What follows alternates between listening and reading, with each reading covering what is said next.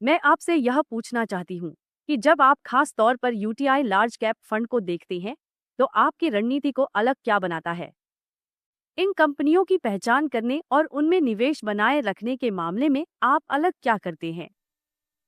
UTI large cap की रणनीति का मूल आधार है कंपनी की बाजार में पकड़ या कंपनी का मोट। हम हर सेक्टर में टॉप 100 कंपनियों या लार्ज कैप यूनिवर्स में शामिल कंपनियों के इस मोट को ध्यान से देखते हैं और हम सिर्फ टॉप 100 कंपनियों तक ही सीमित नहीं हैं। चूंकि हमारे मैंडेट के अनुसार टॉप 100 में हमें 80% से ज्यादा निवेश करना होता है, लेकिन हम कुछ मिड और स्मॉल कैप कंपनियों में भी निवेश कर सकते हैं। हमारा तरीका हर मार्केट कैप, लार्ज, मिड या स्मॉल के लिए समान रहता है।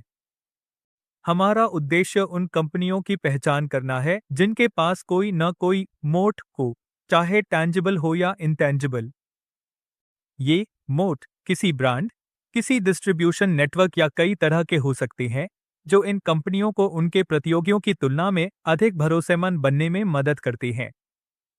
इसी वजह से उनकी बैलेंस शीट्स कहीं बेहतर होती है, उनके रिटर्न रेशियो बेहतर हैं और वे कुल मिलाकर आरओसी जैसे मापदंडों पर भी अच्छा प्रदर्शन करती हैं।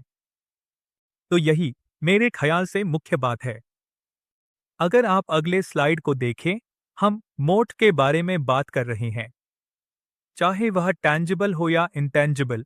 उदाहरण के लिए कंज्यूमर कंपनियों के मामले में ब्रांड ही होता है जो सीधे कंज्यूमर के साथ जुड़ता है। ब्रांड की पहचान ही है जो उन्हें लगातार मार्केट शेयर बनाए रखने या उसे और बढ़ाने में मदद करती है। और यही बात मौजूदा कंपनियों के लिए प्रतिस्पर्धात्मक लाभ बन जाती है, खासकर जब नई कंपनियां इन कंपनियों को चुनौती देती है। इसी तरह कुछ कंपनियों के पास सीधे या उनके पेरेंट कंपनी के जरिए अंतर्राष्ट्रीय स्तर पर पेटेंट्स भी हो सकते हैं, जो एक तरह से उनकी अलग पहचान बनाने में मदद करती हैं।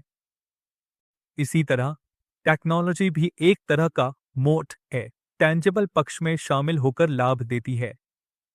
फिर से कहना चाहूंगा कि टेंजिबल चीजें वो होती हैं जो स्पष्ट रूप से दिखती हैं।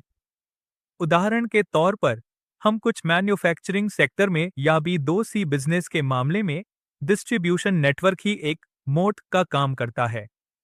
ऐसा नेटवर्क नए प्रतिभागियों या चुनौती देने वालों के लिए तोड़ना बहुत मुश्किल होता है। अगर हम प्रतिस्पर्धात्मक लाभ को समझने के लिए कुछ उदाहरण लें, जैसे प्राइवेट बैंक या बैंकिंग सेक्टर में सबसे बड़ा लाभ उनके लिए फंड की लागत यानी कॉस्ट ऑफ फंड है।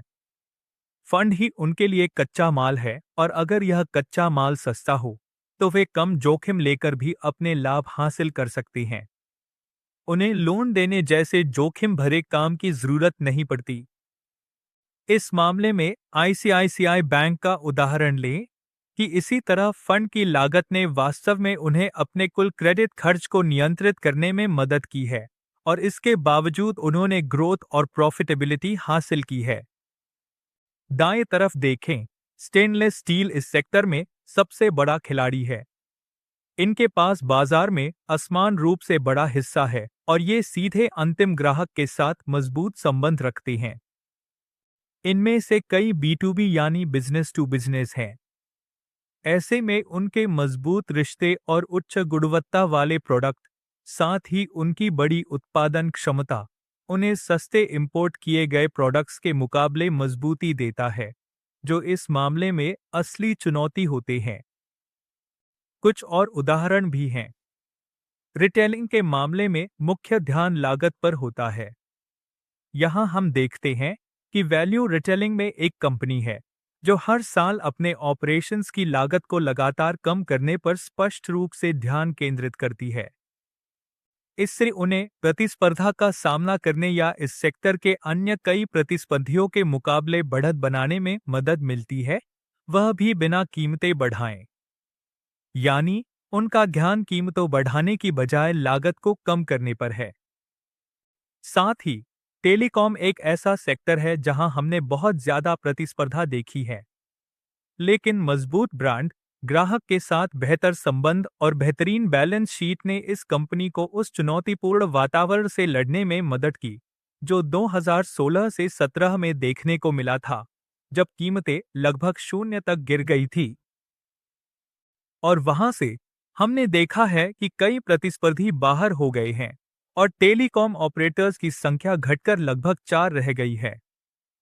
इसके अलावा इंडस्ट्री में कंसोलिडेशन भी हुआ है और भारती, जो सही ब्रांड, कस्टमर रिलेशन और मजबूत बैलेंस शीट जैसे फैक्टर के साथ मार्केट में बना रहा, इसलिए उन्होंने लगातार अपनी बाजार हिस्सेदारी बढ़ाई है। तो ये हमारे पोर्टफोलियो के कुछ उदाहरण हैं जहां हमने देखा कि प्रतिस्पर्धात्मक लाभ ने इन कंपनियों को व्यवसाय में बेहतर प्रदर्शन करने में मदद की, चाहे वह टॉप लाइन हो, लागत हो या प्रॉफिट। म्यूचुअल फंड निवेश बाजार के जोखिमों के अधीन है। योजना से जुड़े सभी दस्तावेजों को ध्यान से पढ़ें।